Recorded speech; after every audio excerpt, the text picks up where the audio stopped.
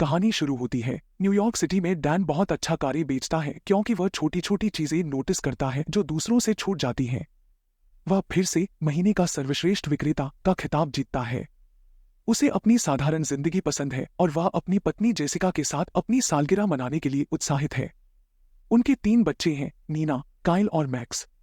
नीना और काइल बहुत झगड़ते हैं जिससे परिवार में तनाव होता है। डैन को काइल का हमेशा वीडियो गेम खेलना परेशान करता है और वह चाहता है कि काइल बाहर जाकर खेले। नीना अपने बॉयफ्रेंड की वजह से अपना कॉलेज मेजर बदलना चाहती है जिससे डैन चिंतित होता है। डैन अपने बच्चों को सलाह देने की कोशिश करता है लेकिन वे नहीं सुनते। काइल गुपचुप तरीके से अपने दोस्त के घर पर खेलता है और नीना सोचती है कि वह अपने फैसले खुद लेने के लिए काफी बड़ी हो गई है। डैन और जेसिका हर साल मेले में जाना पसंद करते हैं लेकिन जेसिका अपने जीवन में और अधिक रोमांच चाहती है। एक मजेदार रोलर कोस्टर की सवारी के बाद डैन वादा करता है कि वह उनके बाहर जाने को और अधिक अप्रत्याशित बनाएगा। एक मीठे पल के दौरान जब डैन और जेसिका किस करते हैं, कोई बिना अनुमति के उनकी तस्वीर ले लेता है। वह व्यक्ति फोटो को ऑनलाइन पोस्ट करता है और डैन को परेशान करना शुरू कर देता है। हालात तब और खराब हो जाते हैं जब वह व्यक्ति डैन पर ड्रिंक गिरा देता है और उसका अपमान करता है। जेसिका के उकसाने और अपमान के बावजूद डैन वहां से चला जाता है। वह हिंसा से नफरत करता है और जेसिका कहती है कि वह नहीं चाहती थी कि डैन उन लोगों से लड़े, लेकिन अंदर से वह अपने पति से निराश है। घर पर उसे लगता है कि उसे टकराव से बचना पड़ा और यह बात उसके दिमाग से नहीं निकलती। जेसिका को बॉक्सिंग में एक आउटलेट मिलता है जहां एक संयोगवश अपने साथी को पंच मारने से उन्हें स्मूदीज पर एक अप्रत्याशित दोस्ती हो जाती है। अपनी नई दोस्त ग्वेन के सामने खुलते हुए, जो एक ट्रैवल एजेंट भी है, जेसिका अपने फंसे हुए महसूस करने की भावना को साझा करती है। वह डैन के पति और पिता के रूप में गुणों की सराहना करती है लेकिन उनके जीवन से संतुष्ट रहने के कारण निराश है। मैक्स के साथ शॉपिंग करते समय डैन का ध्यान एक संदिग्ध व्यक्ति पर जाता है जो उसे घूरता हुआ प्रतीत होता है। सतर्क रहते हुए डैन तेजी से प्रतिक्रिया करता है जब वह व्यक्ति हमला करने की कोशिश करता है। मैक्स के साथ होने के बावजूद डैन कुशलतापूर्वक हमलावर को रोकता है और उसे आसानी से निष्क्रिय कर देता है। स्थानीय लोग और यहां तक कि उसके पड़ोसी भी डैन के बारे में कुछ अलग महसूस करते हैं। घर पर डैन एक गुप्त कक्ष खोलता है जिसमें बंदूकें, पुराने पासपोर्ट और नकदी होती है जो उसे चिंतित करती हैं। डैन अपने पूर्व सहयोगी ऑगी से संपर्क करता है ताकि अपने परिवार के लिए नई पहचान की व्यवस्था कर सके, यह संकेत देते हुए कि वे खतरे में हैं। ऑगी को संदेह है कि यह खतरा डैन के पुराने बॉस मैककैफरी से है और वह डैन को जल्द से जल्द गायब होने की सलाह देता है। असल में डैन एक पूर्व हत्यारा है। उसने इसे अपने परिवार से छुपा कर रखा था। संभावना है कि मैककैफरी ने मेले में ली गई तस्वीर की वजह से उसे ढूंढ लिया। डैन नीना से एक संपादकीय बैठक में मिलने जाता है लेकिन उसे पता चलता है कि उसने 3 महीने पहले ही छोड़ दिया था। थोड़े से प्रलोभन के बाद उसकी दोस्त उसे धोखा देती है। डैन नीना को ब्लीचर्स के नीचे पाता है जहां वह अपने सपने को छोड़ने के कारण उदास है, लेकिन इस पर विचार करने का समय नहीं है क्योंकि उन्हें उसके भाई को शतरंज क्लब से लाना है। हालांकि डैन यह देखकर निराश होता है कि उसका भाई अपने पड़ोसी के घर में अपने गेमिंग सेटअप के साथ है। सतर्क रहते हुए डैन अपने बच्चों को बताता है कि वे वेगास जा रहे हैं। जेसिका के काम के बीच डैन उसे एक अचानक यात्रा पर जाने के लिए मनाता है। वह जितना चाहती थी उतना उत्साहित हो जाती है, हालांकि शुरुआत में उसके मन में संदेह था। वह जाने का निर्णय करती है लेकिन जैसे ही वे पार्किंग लॉट से निकलने वाले होते हैं, मैककैफरी के लोग पहले से ही इंतजार कर रहे होते हैं। बस के गुजरते ही डैन कुशलता से पीछा करने वालों को चकमा देता है। थोड़ी देर बाद वे फिर से डैन के पास पहुंचते हैं लेकिन वह अपने परिवार को बिना किसी संदेह के चारों ओर से घुमा लेता है। जब सैटेलाइट के जरिए ट्रैक किया जा रहा हो तो भागना काफी कठिन होता है। डैन अपने कार्यस्थल पर गाड़ी चलाता है और पीछा करने वालों पर गेट बंद कर देता है। फिर वह कार को उठाकर ट्रैकर ढूंढता है। वह ठीक समय पर छिप जाता है ताकि पीछा करने वाले उसे और उसकी कार को न देख सकें। परिवार को अभी भी कुछ पता नहीं है। डैन ट्रैकर को अपने सहकर्मी की कार पर लगाता है और उसे हाईवे पर एक चक्कर लगाने के लिए कहता है।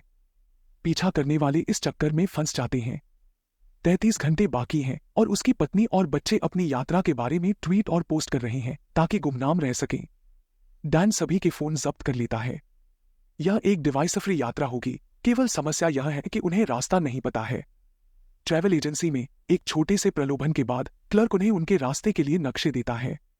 उनका परिवार वास्तव में बहुत समय बाद पहली बार एक साथ समय बिता रहा है। इस बीच मैककैफरी व्यक्तिगत रूप से डैन के घर का निरीक्षण करता है और सुनिश्चित होता है कि उसका परिवार अभी भी अंधेरे में है। उनमें से कोई एक समय पर गलती करेगा अपनी बहन से बात करते समय काइल को उसकी स्ट्रीमिंग करियर के कारण एक अजनबी पहचान लेता है और तस्वीर खिंचवाने का अनुरोध करता है। डैन काइल और उस लड़की को सेल्फी लेते हुए देखता है और जानता है कि जल्द ही मैककैफरी उनके पीछे होगा, इसलिए वह पाए जाने से बचने के लिए ड्राइविंग जारी रखने का निर्णय लेता है। मैककैफरी ने डैन को ट्रैक करने के लिए और अधिक लोगों को काम पर रखा है और डैन उनमें से 3 को संक्षेप में देखता है। उसका परिवार सो रहा है और वह उनके हेडफोन में संगीत चालू कर देता है। घातक बल का उपयोग करने की तैयारी करते समय उसकी मिरर पर गोली लगती है, लेकिन वह एक को खत्म करने में कामयाब हो जाता है। मुश्किल से दुर्घटना से बचते हुए और उनमें से एक को टक्कर मारते हुए उसका परिवार अभी भी सो रहा है। तीसरा व्यक्ति उड़कर गिर जाता है। पूरी रात ड्राइविंग करने के बाद डैन आखिरकार अपनी आंखें बंद करता है, लेकिन उसका परिवार जाग चुका है। कॉलेज से आधा मील दूर, जिसे नीना जाना चाहती है, वह जोर देकर वहां देखने की इच्छा जताती है। यह एक खूबसूरत जगह है जहां बहुत सारी उत्सव की गतिविधियां चल रही हैं। जेसिका भी अपनी केक स्टैंड स्किल्स दिखाती है, जिससे नीना भी प्रभावित होती है। सबसे महत्वपूर्ण बात, नीना यह कॉलेज इसलिए देखना चाहती थी क्योंकि उसका बॉयफ्रेंड ट्रेवर यहां पढ़ता है। कैंपस टूर के दौरान डैन एक जर्मन व्यक्ति को उसके फोन पर देखता है और संदेह करता है कि वह मैककैफरी का ऑपरेटिव हो सकता है। हालांकि डैन को अपनी गलती का एहसास तब होता है जब एक अलग व्यक्ति उस पर अचानक हमला कर देता है। वे केमिस्ट्री लैब में लड़ाई शुरू करते हैं और एक छोटी सी झड़प के बाद डैन उसे चुपचाप निष्क्रिय कर देता है। जल्द ही अपने परिवार के पास वापस आकर चलने की तैयारी करता है, लेकिन नीना ट्रेवर से मिलने चली जाती है। वह उसे धोखा देते हुए पाती है और रोते हुए वापस आती है। डैन उसे एक मार्शल आर्ट मूव सिखाता है, जिसका उपयोग वह ट्रेवर पर करती है, जिससे उसे बहुत अच्छा महसूस होता है और वह अपने परिवार की और भी अधिक सराहना करती है। सड़क पर वापस परिवार और भी घनिष्ठ हो जाता है और जब नीना गाड़ी चला रही होती है, वह डैन को हमेशा उसके लिए वहां होने के लिए धन्यवाद देती है और स्कूल में अपनी संपादकीय स्थिति वापस पाने के बारे में सोचती है। एक छोटे से मोटेल में माता पिता आखिरकार थोड़ी राहत महसूस करते हैं। जेसिका अचानक बदल गए डैन के साथ प्यार में पड़ जाती है। उसे लगता है कि डैन में कुछ अलग है। डैन ऑगी को फोन करता है, जो डैन और उसके परिवार के लिए नई पहचान देने के रास्ते में है। समस्या यह है कि उसने अभी तक अपने परिवार को नहीं बताया है। फिर वह चोरी किया हुआ फोन चुपके से वापस रख देता है और खुद को बातचीत के लिए तैयार करने की कोशिश करता है। काइल उसके पास आता है और वे आखिरकार उसके स्ट्रीमर बनने के बारे में बात करते हैं। काइल इसमें बहुत अच्छा है, प्रो लेवल का अच्छा। वह इसे लेजर टैग में डैन के साथ साबित करना चाहता है। वे पहली 3 किल्स पर शर्त लगाते हैं। डैन के लिए यह आसान होना चाहिए क्योंकि वह एक पूर्व हत्यारा है। वह पहला टैग और दूसरा टैग भी हासिल कर लेता है। फिर काइल 2 अपने नाम करता है, लेकिन अंत में डैन आखिरी टैग प्राप्त करता है। काइल को लगता है कि उसके साथ धोखा हुआ है, लेकिन दोनों के बीच रिश्ता मजबूत हो जाता है। आखिरकार लास वेगास पहुंचने पर वे शहर की एक शीर्ष स्वीट में ठहरते हैं, लेकिन पहले डैन को नीचे जाना पड़ता है। वह ऑगी से मिलता है, जो उसे उनके नए पहचान पत्र और वैंकूवर की एक तरफा उड़ान देता है, बेशक भारी भुगतान के बदले। डैन खुद को तैयार करता है क्योंकि वह रोमांटिक डिनर के दौरान जेसिका को सच्चाई बताने की योजना बनाता है। बच्चों को मैक्स की देखभाल करने के लिए कहते हुए डैन उनसे कहता है कि किसी भी परिस्थिति में स्वीट से बाहर न जाएं, लेकिन ऐसा लगता है कि वे उसकी बात नहीं सुनेंगे। मैककैफरी के आदमियों को पहले से ही डैन के ठिकाने का पता चल चुका है। एक लोकप्रिय गेमर होने के नाते काइल हाइपरएक्स गेमिंग एरिना जाता है और पहचाना जाता है। वहां वह वीना से मिलता है, जो उसे वैलोरेंट के फाइनल्स के लिए अपनी टीम में शामिल होने देती है। लेकिन मैककैफरी के आदमी उनके पीछे भी हैं। नीना एक गेमर के साथ आरामदायक हो जाती है, जिसने काइल को अपनी जगह दी थी। इस बीच काइल अकेले ही दुश्मन की टीम को ध्वस्त कर रहा है। डैन जेसिका को सच्चाई बताने की कोशिश करता है, लेकिन हर बार किसी न किसी कारण से बाधित हो जाता है और इसे कुछ समय के लिए टालने का फैसला करता है। वे जुआ खेलने जाते हैं। कुछ समय बाद डैन बच्चों की स्थिति की जांच करने का निर्णय लेता है, लेकिन उसका कॉल अनुत्तरित रहता है, इसलिए वे वापस ऊपर की ओर जाते हैं। जेसिका उन डम्मियों को देखकर धोखा खा जाती है, जो उनके सोने का नाटक कर रहे होते हैं, जिससे डैन की चिंता कम हो जाती है। जेसिका तरोताजा होने जाती है और रोमांटिक माहौल बनाने के लिए संगीत चालू कर देती है। ठीक उसी समय मैककैफरी के लोग हमला कर देते हैं। डैन वोडका फेंकता है और उसे जलाकर उन लोगों को आग लगा देता है और उन्हें निष्क्रिय कर देता है, लेकिन जेसिका को बंधक बना लिया जाता है। डैन अपना गन नीचे रख देता है, लेकिन धीरे से एक चाकू पकड़ लेता है। जब वह व्यक्ति डैन को शॉन कहकर बुलाता है, तो जेसिका को एक दर्दनाक सच्चाई का एहसास होता है। जब वह व्यक्ति बकबक करता है, डैन उसे भी निष्क्रिय कर देता है। जेसिका बच्चों के पास दौड़ती है, लेकिन डमियों को पाती है। उसे पता चल जाता है कि उन्हें हाइपरएक्स में देखना होगा, क्योंकि काइल हमेशा उसके बारे में ही बात करता है। हालांकि काइल का गेम प्ले बेहतर हो सकता था, क्योंकि वह अभी भी कमजोर है। वह 30 किल्स के साथ गेम समाप्त करता है। जैसे ही गेम खत्म होता है, उसके माता पिता वहां पहुंचते हैं और उन्हें उठा लेते हैं। डैन आखिरकार सच्चाई बताता है कि वह एक गुप्त हत्यारा है और उसके पूर्व सहयोगी उसे मारने आए हैं, लेकिन बच्चे इस पर विश्वास नहीं करते। तब तक नहीं, जब तक उन पर गोली नहीं चलाई जाती और वे एक कार के पीछे छिप जाते हैं। डैन उस हमलावर को निष्क्रिय कर देता है, लेकिन उसका वेस्ट उसे बचा लेता है। इसलिए वे जल्दी से दूसरी लड़ाई के लिए तैयार हो जाते हैं। डैन आखिरकार मैककैफरी के भाड़े के सैनिक होने और 42 लोगों को मारने के अपने इतिहास के बारे में सच्चाई बताता है। काइल को लगता है कि डैन एक पाखंडी है और अब वे समझते हैं कि डैन कभी भी शहर छोड़ना क्यों नहीं चाहता था और सोशल मीडिया के खिलाफ क्यों था।